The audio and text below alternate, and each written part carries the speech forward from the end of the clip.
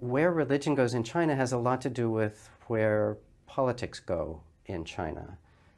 So if we compare China now to Taiwan, which democratized about 20 years ago, or started clearly on that path 20 years ago, the transition to democracy made a fairly large difference for certain kinds of religion. In particular, it allowed the large Buddhist groups that have been so successful to thrive. And that wasn't possible under the authoritarian regime that was there because they didn't want any rival large social groups.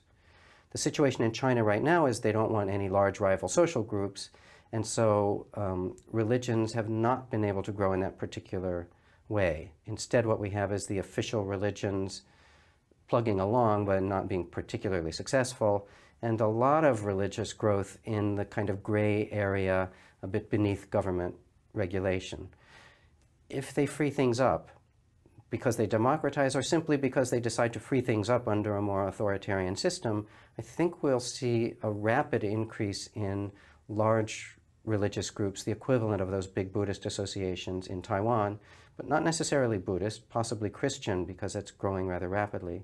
In China, maybe the Taoists can do something. Maybe we'll see something new even. I mean, all kinds of things are possible when you open things up. So I think with some change, political change in China, that can happen. Without any loosening up, that can't happen.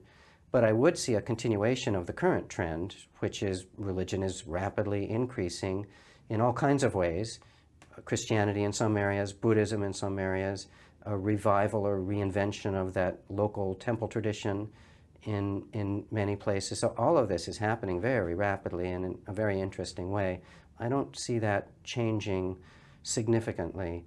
China may get nervous at some point and repress it a bit, but the pattern there has been get nervous, repress, relax, step back, and the growth rate resumes. So that's the pattern I would expect in the near future.